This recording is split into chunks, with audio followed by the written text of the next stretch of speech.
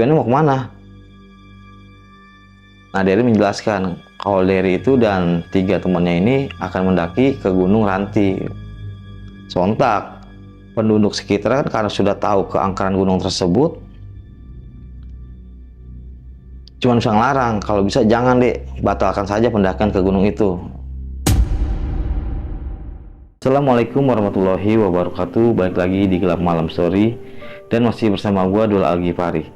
Dan pada kesempatan kali ini gue coba akan membawakan sebuah cerita yang berjudul Niat Mendaki Malah Terjebak di Desa Gaib. Dan seperti biasa, sebelum kita masuk ke ceritanya, bantu support channel ini dengan cara like, subscribe, share ke teman-teman kalian, dan jangan lupa aktifkan juga lonceng notifikasinya agar teman-teman semua tidak ketinggalan video-video terbaru dari channel ini. Terima kasih juga nih buat teman-teman semua yang sudah subscribe channel ini. Semoga teman-teman selalu diberikan kesehatan, rezeki yang berlimpah oleh Allah Subhanahu wa Ta'ala. Tanpa berlama-lama lagi, langsung aja kita masuk ke ceritanya.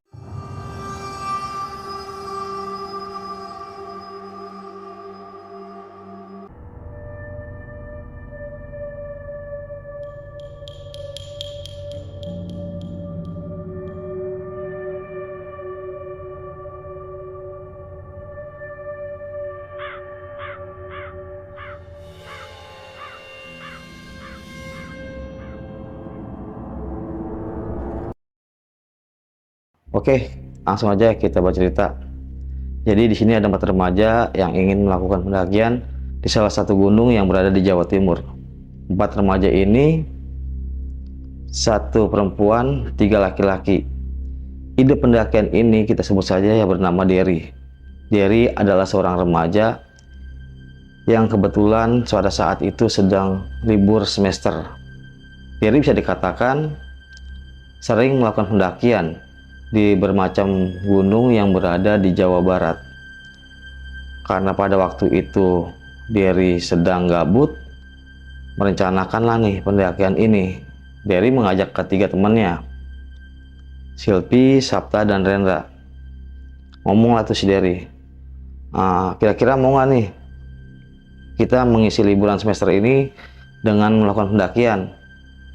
Nah, si Silpi, Sapta, dan Rendra bertanya kepada Derry, kalau boleh tahu gunung mana yang kita mau daki? Nah, si Derry bercerita ke Gunung Ranti di Jawa Timur. Kira-kira jalurnya enak nggak kalau buat daki? Nah, si Derry ini ngomong, pokoknya tenang aja, ya lu kayaknya nggak percaya sama gua ya kan? Gua ini kan sering ngalamin ngedaki gunung gitu. Akhirnya si 3 temannya Derry ini setuju dengan ajakan Derry tersebut. Jadi mereka merencanakan pendakian ini estimasinya tuh 3 hari. 3 hari. Nah, singkat cerita, pada malam minggunya itu mereka berkumpul nih di rumah Derry nih, menyiapkan segala sesuatunya nih, seperti logistik, tenda, perlengkapan memasak sudah disiapkan di tas mereka masing-masing. Nah, rencana mereka tuh pada hari Minggu pagi mereka akan berangkat ke Jawa Timur, ke gunung tersebut. Nah, singkat cerita, pada besok paginya pada pukul 7 mereka sudah berkumpul nih kan, mereka berjalan menuju salah satu terminal bus berada di Jakarta. Berangkatlah mereka tuh ke Jawa Timur. Dan setelah sampai di Jawa Timur, mereka melakukan perjalanan lagi menggunakan angkot kecil untuk menuju ke desa tersebut. Jadi gue ceritain dulu, di Gunung Ranti ini terkenal sangat angker bagi warga sekitar. Ini ceritanya gitu ya kan. Karena dari tahun 1980-an, gunung ini tuh belum terjamah oleh jejak kaki para pendaki dan tangan manusia. Bahkan ceritanya di gunung ini terdapat perkampungan gaib di puncaknya. Jadi warga sekitar pun nggak berani untuk melakukan pendakian di gunung tersebut. Nah, si Derry ini ingin membuka jalur di gunung tersebut. Bisa dibilang karena mungkin si Derry ini udah sering melalang buana ke bermacam gunung, dia merasa tertantang nih, ingin membuka jalur ke Gunung Ranti ini. Nanti ketika Derry udah mulai membuka jalur, Derry bisa dibilang sebagai pelopor buka jalur tersebut lah di gunung itu. Singkat cerita, mereka sampailah nih di kampung tersebut, tapi tidak langsung melanjutkan perjalanan. Derry dan kawan-kawannya itu mampir di salah satu warung. Derry dan 3 kawan-kawannya ini ngopi, beristirahat sejenak lah di warung itu. Nah, si penjaga warung ini bertanya gitu kepada mereka berempat, "Kalau boleh tahu, kalian dari mana, Dek?" Derry menjawab, "Saya dari Jakarta." "Tujuannya mau kemana?" Nah, Derry menjelaskan kalau Derry itu dan 3 temannya ini akan mendaki ke Gunung Ranti. Sontak, penduduk sekitar kan karena sudah tahu keangkeran gunung tersebut, cuma bisa ngelarang, "Kalau bisa jangan, Dek, batalkan saja pendakian ke gunung itu." Nah, si Silvi setelah mendengar penjaga warung ngomong seperti itu, muka Silvi tuh berubah pucat gitu. Ada apa nih? Karena dari awal pendakian perjalanan mereka ke Jawa Timur nggak ada apa ya, biasa-biasa aja lah, kayak orang pengen rekreasi, ceria-ceria. Nah, setibanya mereka sampai di warung, si yang punya warung tersebut ngomong seperti itu. Akhirnya setelah dilarang seperti itu oleh penjaga warung, diabaikanlah. Mereka akhirnya bayar kopi dan cemilan. Akhirnya mereka melanjutkan perjalanan ke desa tersebut. Akhirnya Derry pun berjalan bersama teman-temannya. Setelah berapa ratus meter, mereka berpapasan dengan seorang kakek-kakek. Bisa dikatakan si kakek-kakek ini adalah sesepuh kampung tersebut. Ditanya lagi sama si kakek-kakek ini, "Kalian mau kemana, anak muda?" "Kami mau mendaki gunung ini, kek." "Buat apa kalian ke sana? Tempat ini tidak aman untuk anak manusia. Sapi saya saja yang merumput tidak pernah kembali setelah masuk ke dalam sana. Jangan main-main dengan keselamatan kalian." Dan setelah ditanya, si Derry pun ibaratnya tidak mengabaikan pertanyaan si kakek tersebut. Bahkan dicuekin aja, kayak orang masa bodoh lah gitu. Ya kalau menurut gua kan, kalau udah ada peringatan kedua dari warga sekitar, berarti emang bener kalau emang di gunung itu emang angker gitu. Tapi beda sama si Derry. Derry ini emang cuek aja. Mereka berjalan terus hitungannya untuk melakukan pendakian. Tapi beda dengan Silvi. Silvi di situ sudah merasa mukanya udah mulai pucat lagi. Ini orang yang kedua kali ngomong seperti itu. Akhirnya Silvi pun membatalkan pendakian itu. Dia lebih baik tinggal di perkampungan tersebut. Akhirnya Derry, Sabta, dan Rendra mulai mendaki, tidak menghiraukan perkataan si kakek itu. Dan ketika mereka mulai berjalan mendekati salah satu kaki gunung, itu rimbunan pohon semak-semak itu udah setinggi orang dewasa gitu kan. Karena si Derry ini pengen buka jalur, akhirnya si Derry ini dari rumah tuh bawa alat pisau lah segala macam gitu kan, untuk menebang pohon-pohon di daerah sekitar karena pengen bikin jalur. Nah, jalur itu tuh emang bisa dikatakan emang cukup angker. Jadi di sisi kirinya itu jurang, di sebelah kanan itu tebing. Jadi terus bertiga dan kawan-kawan tuh mendaki gunung tersebut.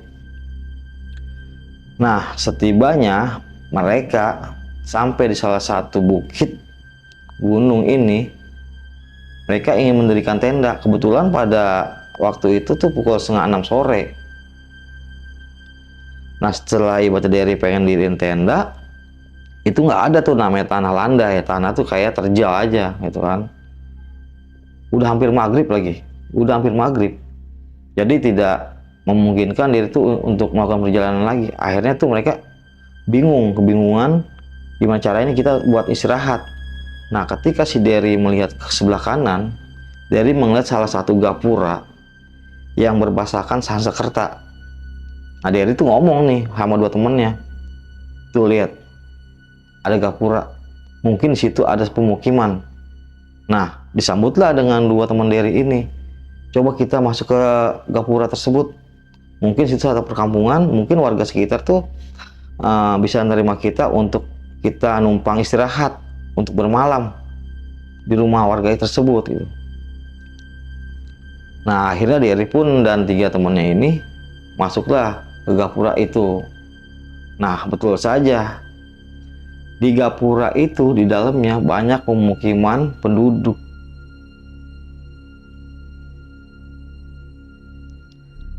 Nah, setelah mereka berjalan, mereka bertemulah dengan seorang kakek-kakek. Derry lalu bertanya kepada kakek-kakek tersebut, "Kek, kalau boleh tahu, di sini ada nggak namanya rumah atau villa yang bisa disewakan?" Nah, si kakek tersebut tuh menjawab, "Tidak ada, nak. Kalau kalian mau, kalian bisa bermalam di rumah saya. Karena saya tinggal sendiri. Saya akan sangat senang kalau rumah saya ramai." Nah, merasa dengan senang hati dong Derry dan kawan-kawannya ini merasa dapat pertolongan dari warga tersebut. Akhirnya Derry pun dan kawan-kawannya menginaplah di rumah kakek ini. Akhirnya mereka beristirahat di tempat si kakek ini. Disiapin tuh kamar oleh si kakek kan. Setelah mereka beristirahat, si kakek membawa makanan nih. Bawa makanan, itu bisa dikatakan makanan khas desa tersebut. Semacam kayak lontong lah, bisa dikatakan seperti itu. Nah, ketika Derry mulai menggigit makanan itu, tercium aroma bau amis darah. Akhirnya makanan itu tuh tidak dimakan oleh Derry, akhirnya dilepehin di lantai. Nah, 2 teman Derry ini memakan lontong itu dengan lahapnya karena lapar. Karena dari pendakian sampai ke puncaknya ini mereka tuh tidak istirahat untuk makan. Karena emang tidak ada tempat untuk istirahat gitu. Dan singkat cerita, pada besok paginya Derry pun muntah mengeluarkan belatung. Nah, teman si Derry ini 2 orang ini kaget gitu kan. Akhirnya mereka pun mual. Setelah si Derry ini tungannya muntah, teman si Derry ini mual juga, muntah juga, dan benar saja dimuntahkannya itu belatung gitu.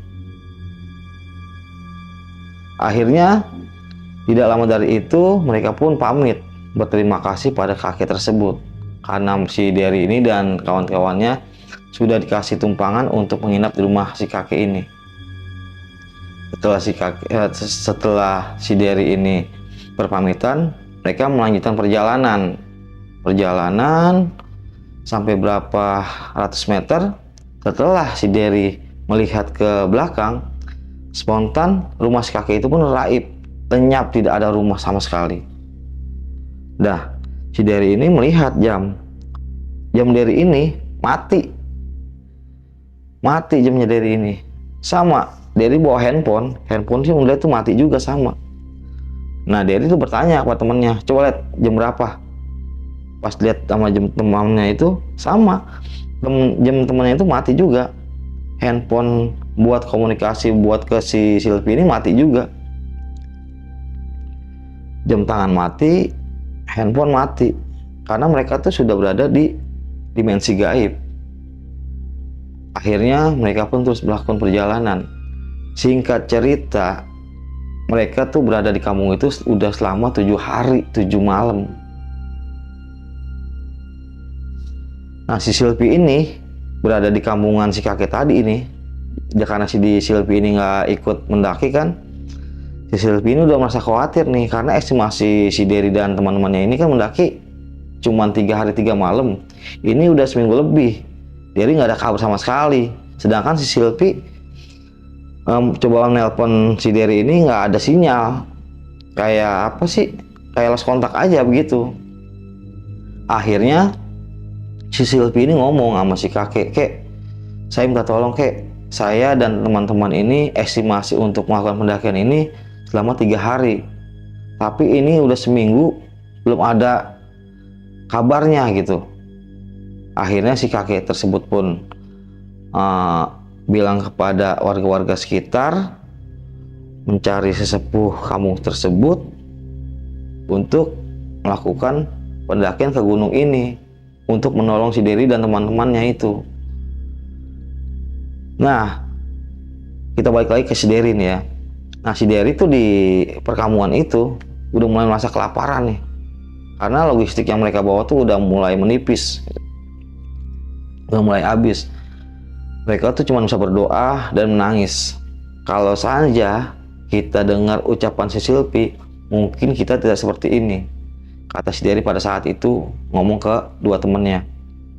Akhirnya mereka pun yang berada di kampungan gaib itu mencoba mencari si kakek-kakek tua yang berjenggot putih tadi, yang apa sih, yang dari pada waktu pertama malam itu tinggal di rumah si kakek itu. Nah, pas nggak lama mereka temu dengan si kakek-kakek ini nih. Mereka lalu bicara, "Kek, tolong kami kek, kami ingin balik lagi ke dunia kami," gitu. Nah, si kakek-kakek ini ngomong ke si Dery, "Pergilah kalian di waktu pergantian siang dan malam esok hari, karena di saat itulah gerbang dimensi yang berada di gapura desa ini sedang terbuka." Ucapan si kakek tersebut. Nah, akhirnya Dery berjalan menuju ke gapura itu. Akhirnya bener, Dery dan dua temannya ini melihat gapura. Mereka tuh lari untuk keluar dari gapura tersebut. Bener aja, ketika si Dery dan dua temannya ini keluar dari gapura itu, mereka tuh sudah berada di gunung itu, Gunung Ranti. Itu bisa dikatakan pukul 6 sore. Akhirnya si Dery ini coba untuk turun ke gunung. Dan setelah si Dery turun ke gunung itu, betul saja warga dari sekitar ini sudah mulai mencari Dery dan kedua temannya. Alhamdulillahnya Dery terselamatkan gitu. Tidak jadi penduduk kampung tersebut. Maksudnya tidak menjadi warga kampung gaib tersebut. Banyak pelajaran lah dari cerita ini. Jadi ketika kita mulai memasuki wilayah orang, sudah dapat peringatan, ya setidaknya ya kita dengerin, jangan kita abaikan gitu, apalagi kita melanggar. Mungkin itu aja cerita yang bisa gue sampaikan pada kali ini. Mohon maaf apabila ada kesalahan dalam bertutur kata. Wa akhiri, wassalamualaikum warahmatullahi wabarakatuh.